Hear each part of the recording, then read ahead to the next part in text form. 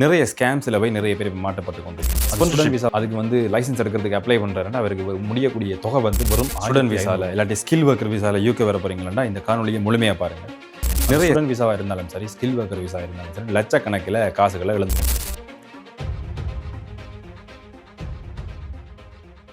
வணக்கம். இன்னும் ஒரு காணொலியில் உங்களை சந்திக்கிறதுல மகிழ்ச்சி. நிறைய பேருக்கு யூகே வரத்துக்கு கனவாக இருக்கும். நீங்கள் யூகே வர போகிறீங்களா ஸ்டூடெண்ட் விசாவில் இல்லாட்டி ஸ்கில் ஒர்க்கர் விசாவில் யூகே வர போகிறீங்களா இந்த காணொலியை முழுமையாக பாருங்கள்.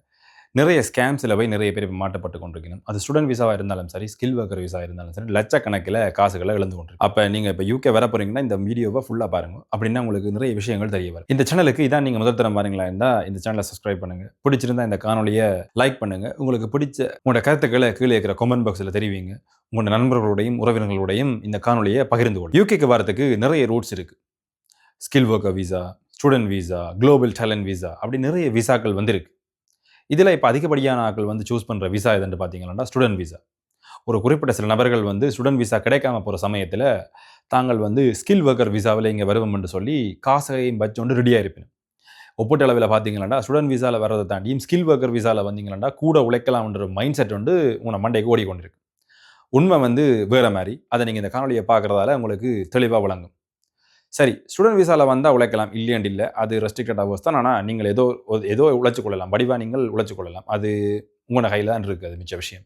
ஆனால் ஸ்கில் ஒர்க்கர் விசா, நீங்கள் ஸ்கில் ஒர்க்கர் விசாவில் வந்தீங்கன்னா உங்களுக்கு நான் இலவாக சொல்லணும்னா ஸ்கில் ஒர்க்கர் விசா என்னென்னு பார்த்தீங்கன்னா ஒரு கம்பெனி இங்கே ரன் ஆகி கொண்டிருக்கிற கம்பெனி தனக்கு ஒரு ஆள் தேவை, அவரை என்னால் ஸ்பான்சர் பண்ணி எடுக்கலும், அதுக்குரிய லாபம் இந்த கம்பெனியில் இருக்குது, நான் அவரை வெளிநாட்டில் இருந்து எடுக்க போகிறேன்னு சொல்லி, இல்லாட்டி இங்கே இருக்கிற வெளிநாட்டு ஆளுக்கு இந்த வேலையை வழங்க போகிறேன்னு சொல்லி அரசாங்கத்திட்ட லைசன்ஸ் ஒன்று எடுக்கிறது. அந்த லைசன்ஸ் தான் ஸ்பான்சர்ஷிப் லைசன்ஸ். அந்த லைசன்ஸ் இருக்கிறார்கள் மட்டும்தான் சிஓஎஸ் அப்ளை பண்ணி ஒரு ஆளையோ 2 பேரையோ வேலைக்கு எடுக்கலாம். முதல் ஐடி வேலைகளில், இன்ஜினியரிங் வேலைகளில் தான் இந்த ஸ்பான்சர்ஷிப் ஜாப்ஸ் அவைலபிளாக இருந்தது. ஆனால் காலங்கள் போக போக 2023ஆம் ஆண்டு ரிஷி சுனக் இந்த அரசாங்கத்துக்கு கீழே புதுசாக ஒரு அறிவித்தல் ஒன்று வருதுன்னா ஜாப் ஆக்குபேஷன் லிஸ்ட், ஷார்ட்டேஜ் லிஸ்ட்ன்ற ஒரு லிஸ்ட் வச்சு அதில் இருக்கிறாக்களை நீங்கள் ஸ்பான்சர் பண்ணி எடுத்துக்கொள்ளலாம், ஒரு பிரச்சனையும் இல்லைண்டு ஜாப் 1180 அப்படி கொஞ்சம் ஜாப்ஸ் கோடு கொடுத்து ஸ்பான்சர்ஷிப் ஜாப்ஸுக்குள்ளே அதையும் சேர்க்கலாம். அப்படி சேர்த்தோன்னே இங்கே இருக்கிற அது என்ன ஜாப், அது என்ன மாதிரி கேட்டகரின்னு பார்த்தீங்கன்னா மேனேஜர்ஸ், சேல்ஸ் அசிஸ்டன்ட், அதோட சேல்ஸ்மேன், இவரோட பேரையும் நீங்கள் இங்கே இருக்கிற ஃபாரின் ஆக்களை ஸ்பான்சர் பண்ணி வேலைக்கு எடுத்துக்கொள்ளலாம்ன்ற அறிவிப்பை கொடுக்கணும். இந்த அறிவிப்பு கொடுத்த பிறகு நிறைய ஆஃப் லைசன்ஸ், பெட்ரோல் ஸ்டேஷன், அதுக்கு பிறகு சிக்கன் ஷாப்ஸ், கார்னர் ஷாப்ஸ், அப்படி நிறைய ஷாப்ஸ் இங்கே இருக்கிற ஸ்பான்சர்ஷிப் லைசன்ஸை அப்ளை பண்ணி எடுக்கணும். அப்படி எடுத்த ஆஃப் லைசன்ஸுக்கு உண்மைக்குமே எவ்வளவு காசு செலவாகும் என்று பார்த்தீங்கன்னா உங்களுக்கு அதிர்ச்சியாக இருக்கும். ஏன்னாண்டா நிறைய பேருக்கு உண்மையிலேயே ஊரில் இருக்கிறார்களுக்கு இந்த ஸ்பான்சர்ஷிப் ஜாப்புக்கு ஒரு கம்பெனி, ஒரு கடை ரன் பண்ணுறவர் மிஞ்சி மிஞ்சி போனால் எவ்வளோ கொடுப்பார், அதுக்கு வேலைக்கு ஆள் வேணும், சரி ஓகே, அவர் அப்படி ஒரு ஜாப்புக்கு அப்ளை பண்ணுறார், அந்த ஸ்பான்சர்ஷிப் அதுக்கு லைசன்ஸ் எடுக்கிறதுக்கு அப்ளை பண்ணுறாருன்னா அவருக்கு முடியக்கூடிய தொகை வெறும் 1500 பவுண்ட்கள் மட்டும்தான். அப்போ யோசிச்சு பாருங்கள், 1500 பவுண்டுன்னா அங்கே ஊர் காசுக்கு பறிக்கினா நிகர ஒரு 6 லட்சம் 7 லட்சம் தான் வரும் ஒரு ஸ்பான்சர்ஷிப் லைசன்ஸ் எடுக்கிறதுக்குரிய காசு. இந்த லைசன்ஸை வச்சிருந்து யாரை விடணும்னாலும் அவர் ஸ்பான்சர் பண்ணி எடுக்கலாம் ஊரில் இருக்கிற ஆட்கள். அப்போ உங்கள்கிட்ட யாராச்சும் 10 லட்சத்துக்குள்ளே நாங்கள் உங்களை கூப்பிட்றோம்னு கேட்டுச்சுனோம்னா அப்போ 7 லட்சம் தானே நீங்கள் சொன்ன மாதிரி வருது, 10 லட்சத்துக்குள்ள நான் நம்பி போகலாமே என்று பார்த்தீங்கன்னா இல்லை, அது ஒரு பெரிய பிரச்சனை ஒன்று இருக்குது. என்னென்னு பார்த்தீங்கன்னா 1500 பவுண்ட்ஸ் ஸ்பான்சர்ஷிப் லைசன்ஸ் எடுக்கிறதுக்கு மட்டும். ஒரு ஃபாரின் எம்ப்ளாயரால் வேலைக்கு எடுத்தால் என்னை ரன்னர் வேலை செய்யணும், அதுக்கு பிறகு உங்களோட டேக்ஸ் கட்டணும், அவையும் ஒரு டேக்ஸ் கட்ட கிடக்கு, அப்படி நிறைய விஷயங்கள் இருக்குது. அப்போ இது எல்லாத்தையும் கூட்டி கழிச்சு பார்த்தா பெரிய ஒரு அமௌண்ட் அவைக்கு தேவைப்படும் உங்களை வெளிநாட்டில் இருந்து ஸ்பான்சர் பண்ணி எடுக்கிறது. அதுக்கு அங்கே ஊரில் இருந்து இங்கே லோக்கல் இருக்கிறார்கள் எடுத்தாலே கொஞ்சம் சேலரியோட அஃபோர்டபுளாக வேலை செஞ்சுட்டு போயிடுவாங்க. அப்போ ஊர்லேருந்து இருக்க வேண்டிய தேவைகள் குறைவாக இருக்குது.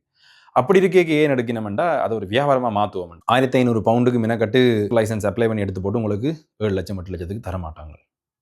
குறைஞ்சது இப்போதைக்கு நான் கேள்விப்பட்ட அளவில் 10,000 to 20,000 பவுண்ட்ஸ் வரைக்கும் ஸ்பான்சர்ஷிப் லைசன்ஸை விற்று கொண்டிருக்கிறாங்க. அது கேர் ஹோமாக இருக்கட்டும், ரெஸ்டாரண்ட்டாக இருக்கட்டும், அப்படி இல்லாட்டி ஆஃப் லைசன்ஸாக இருக்கட்டும், கார்னர் ஷாப்பாக இருக்கட்டும், பெட்ரோல் ஸ்டேஷனாக இருக்கட்டும், நிகராக 10,000 to 20,000 பவுண்ட் வரைக்கும் விற்று கொண்டிருக்கணும் இந்த ஸ்பான்சர்ஷிப் லைசன்ஸ்.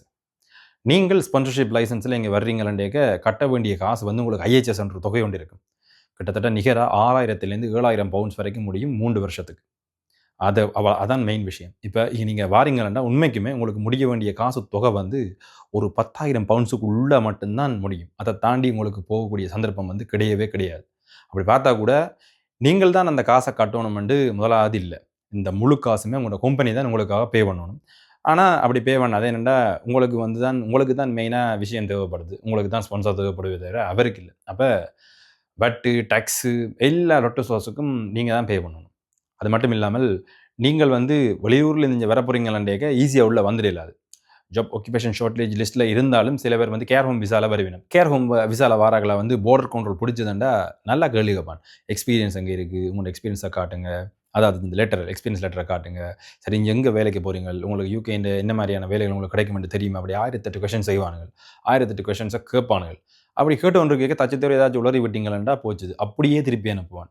ஏனென்டா ஜென்யூன் விசா இல்ல, ஃபேக். இவர் வந்து அதுக்கு வேலைக்கு வந்து ஃபிட்டான ஆள் இல்ல, ஃபேக்கான ஆளுன்னு சொல்லி திருப்பி அனுப்புவான். அப்போ ஊர்லேருந்து வரைக்கும் உங்களுக்கு சரியான வேலை ஒன்றை தெரிவு செஞ்சு வாருங்க. ஏனென்டா இங்க வரைக்கும் சில ஆட்கள் வந்து மேனேஜர்ஸா வருவீங்க. மேனேஜர்ஸா வரைக்கும் அவன் கேள்விகள் கேட்பான். 1008 கேள்வி கேட்பான். அங்க இருக்க என்ன மேனேஜிங் ஆக்குபேஷன் உங்களுக்கு என்ன எங்க மேனேஜிங் ஜாப் என்ன செஞ்ச நீங்கள்? அங்க இருக்கிற எக்ஸ்பீரியன்ஸ் என்ன? ஏன் நீங்க வரணும்னு ட்ரை பண்றீங்க?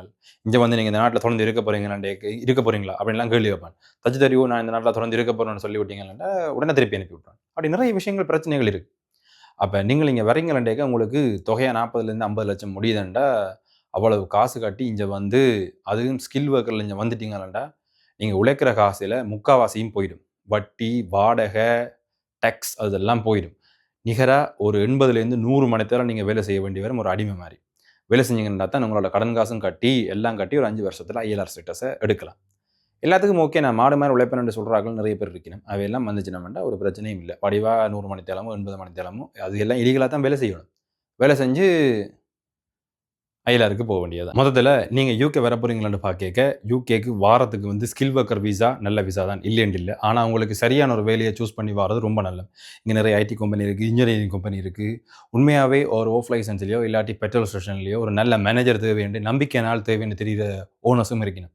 ஸோ அப்படிப்பட்ட ஆட்கள உங்களுக்கு தெரிஞ்ச ஆட்கள வச்சு தேடி பிடிச்சு எடுத்துட்டீங்களா, ஓகே, குட், சக்சஸ். உங்க லைஃப் வந்து இங்க வரைக்கும் சக்சஸ் ஆயிருக்கு. ஆனா ஒருத்தன் வித்து கொண்டிருப்பான் லைசென்ஸ. இப்ப நான் 60 லட்சம் 80 லட்சம் ஒருத்தன் லைசென்ஸ வித்து கொண்டிருப்பான். அவன்ட்ட மாட்டப்பட்டு வந்தீங்களாண்டா, இங்க உங்களுக்கு வேலையும் கேள்விக்குறியா இருக்கும். அவன் உங்கள ட்ரீட் பண்ண மாட்டான் ஒழுங்கா. ஒழுங்கான சேலரி விழாது. ஒழுங்கான சேலரி விழாட்டி ஒழுங்கான பே ஸ்லிப் உங்களுக்கு வராது. எல்லாமே ஒழுங்கு இல்லாம இருந்துச்சுன்னா, இந்த கம்பெனியோட ஸ்பான்சர்ஷிப் லைசென்ஸ கேன்சல் பண்ணும். அப்படி கேன்சல் பண்ணிச்சுன்னா, கட்டின 70 லட்சமும் அப்படியே போயிடும். ஒரு காசும் உங்களுக்கு திருப்பி கிடைக்காது. ஆனா, உங்களோட ஐஎச்எஸ் ஃபீஸ் மட்டும் உங்களுக்கு திருப்பி கிடைக்கும். மற்ற ஒரு காசுமே உங்களுக்கு திருப்பி கிடைக்காது. அப்ப நல்லா யோசிச்சு ஒரு முடிவு எடுங்க. கட்டுற காசு தொகை கூட சரியான நம்பிக்கையான ஆளா இருந்துச்சுனமெண்டா, ஓகே. எந்த பிரச்சனைனாலும் பிரச்சனை இல்ல. நான் பார்த்துக்கொள்வேன்னு நம்புற ஆட்கள் வந்து வரலாம். அத தாண்டி நீங்கள் எல்லாத்துக்கும் யோசிக்கிற ஆள், அடுத்த ஒரு ஆள நம்பி இருக்கிறேன். அவர் வந்தா காப்பாத்தி விடுவார். இவர் வந்தா காப்பாத்தி விடுவாருன்லாம் நினைச்சுட்டு வந்தீங்களான்னா கஷ்டம்.